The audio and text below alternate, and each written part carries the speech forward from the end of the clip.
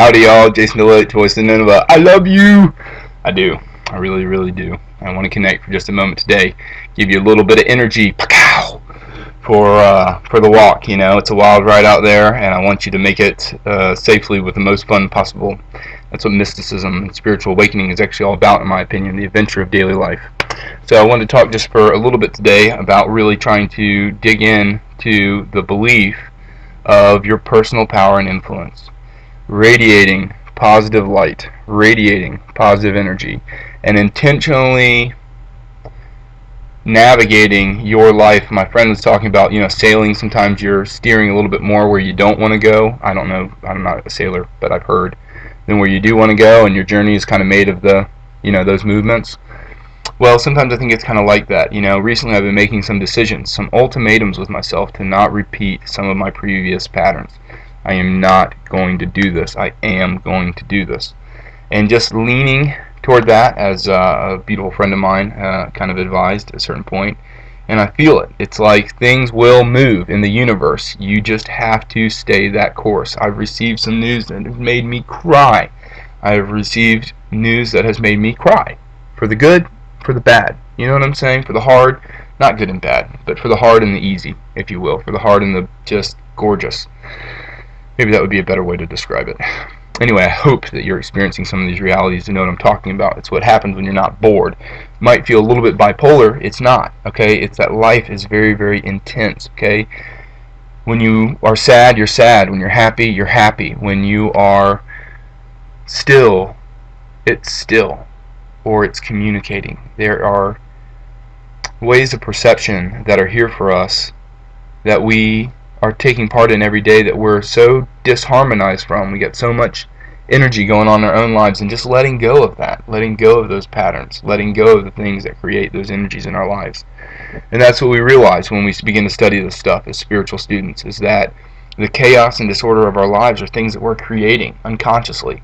And it's not until we make those changes in our inner life that we can have the things in our outer life arrange themselves in such a way that we don't have this kind of chaos and disorder constantly bouncing back and forth, where the good things in our lives are passing through us like pinballs, pa pa pa pa pa, hitting all over and then sinking down a hole somewhere, maybe with buzzers, maybe with a buzz.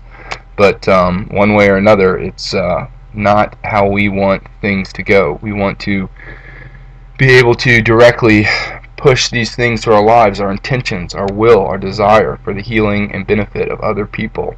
Our mind turns from ourselves to the people as we begin to realize that there is energy that moves through us. And then as you begin to lean toward these people and believe in the blessings of your life, you will see the illumination. You'll see it because you believe in it, because you're watching for it. You're watching for the glow. You're like a dark light. You're like a bright light, a small light going into a dark room.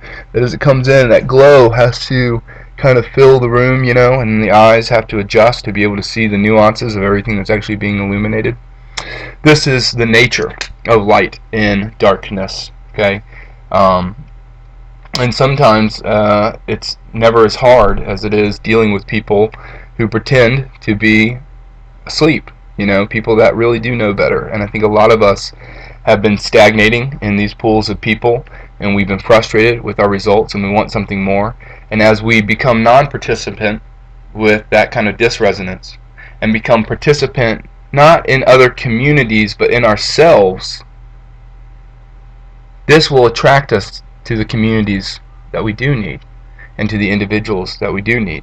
And it'll allow us to be able to see the thread that our individual lives create in this beautiful tapestry of spiritual interconnectivity that is our lives. So that's my encouragement for you today. Please pay attention to your personal energy. Believe in your light shining, into the lives around you, and watch that people's lives do get better from your presence. They do get better from your conversation, or not conversation sometimes, but by you simply allowing your energy to affect the environment around you. I hope that you enjoy watching and denoting the personal power of your life. You have many messengers and witnesses that are anxiously trying to bless the people around you through you. I believe that. And it's not based just upon your desire and will and participation, but upon you letting go and holding space for that and allowing these other forces that are so great to move through you, because you are the manifestation of great forces that are moving through you. You just are in this body, in this brain, in this dimension. So we can't experience the vast cosmos that's swirling through this being, but we can denote it through our DNA, through our reality, through the spiritual connectivity that we have with everything around us. I hope you enjoy that. Blessings.